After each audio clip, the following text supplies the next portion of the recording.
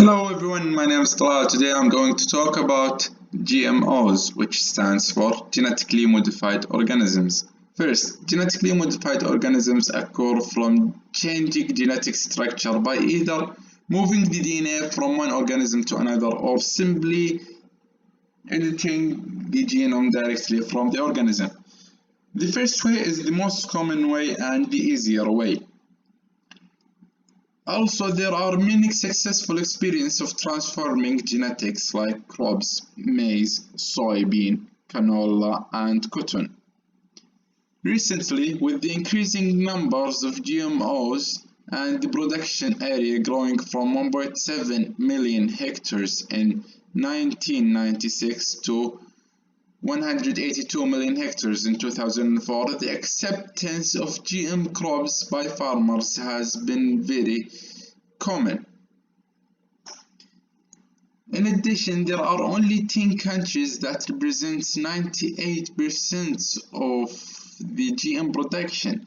The top 5 of these countries are the United States with 73.1 million hectares, Brazil with 42.2 million hectares, Argentina with 24.3 million hectares, Canada with 11.6 million hectares, and India with 11.6 million hectares. One of the most famous GM crops is GM soybean. GM soybean represents around 50% of the global soybean in the world. Also, GM corn represents around 30% of the global corn in the world. GM cotton represents 14% of the global cotton in the world, and GM canola represents only 5% of the global canola in the world. Besides, crops are growing by a factor of only 3.7% of the global agricultural land and less than 1% of the world's farms.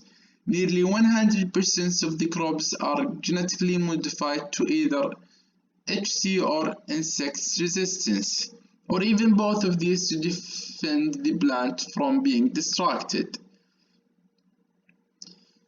The world population is one of the most recent concerns for most countries. There are 7 million people who need to eat every day of their lives, and it is expected that the population will reach around 11 billion by 2100.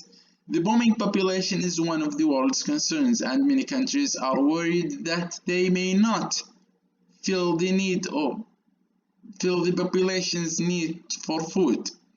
As concerns regarding population is increasing, and it is becoming a tremendous challenge, and the companies are pointing to this challenge as the key of their need and the production.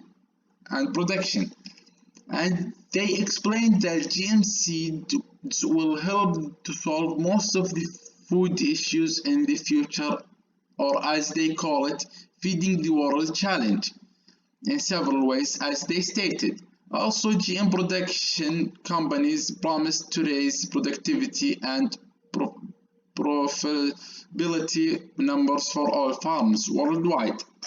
In addition, GM seeds companies expecting GM crops to be adopted by farmers because it gives immense benefits for them, especially from the economic side. Moreover, GM crops may have some benefits regarding human health, such as reducing the possibility of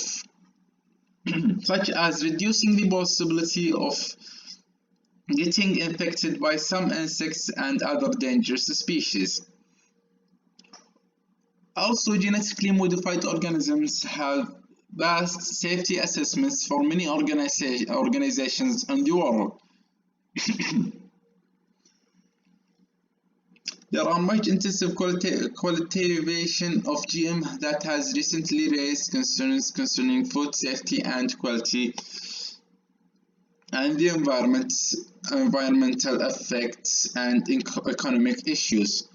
GM's investigated cons are cross-pollination, pest resistance, human health and the environment, the economy and productivity. Human health, although GM includes intensive assessments of possible human health effects by authorities, there are still many concerns about the potential risks to human health of GM crops. GM crops also badly affect the environment.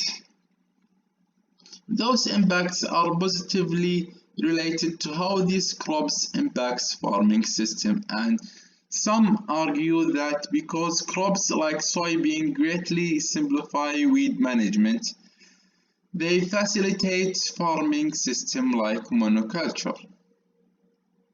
Furthermore, since the GM crop market is both expensive and time-consuming, and companies can only develop products that they will benefit from, the economy is also negatively impacted by the GM crops. Patent enfilment is a massive issue for GM crop companies. GM seeds price is high compared to natural seeds marketing. It's difficult for some farms to afford GM seeds price. Also, increasing crop yields is one of the positive impacts of the environment. However, there are many negative impacts of GM organisms on the environment. First, GM crops can have negative impacts on non-targeted organisms. Also, when they are introduced into the environment, they can affect biodiversity. To sum up, GM crops globally growth such as soybean, maize, canola, and cotton production has been relatively high over 40 years. Around 30 countries produce GM crops and only 10 of them are controlling 98 of the production. And the top 5 countries that produces GM organisms are United States with 73 million hectares, Brazil with 42 million hectares, Argentina with 23 million hectares, Canada and India with around 12 million hectares. Only 4 crops represent 99% of GM worldwide production. Nearly 100% of GM crops in the market are genetically engineered with either high persist tolerance HT or insect resistance IR, or even both of them. Besides, there are many pros and cons for GM organisms, and only few were investigated. GM crops have some cons and pros in the environment, human health, and the economy, and many other aspects which has not been stated in this presentation.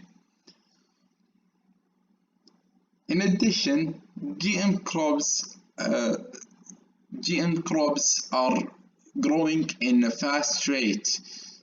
In only around 20 years, in around 18 years, the GM organisms increased from around 1 million hectares to around 182 million hectares.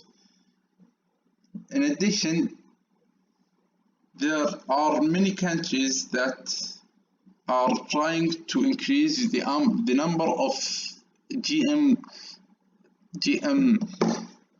organism seeds for economical reasons. Lastly, I would thank you all for listening to this presentation. I hope you enjoyed it, and I hope to see you very soon.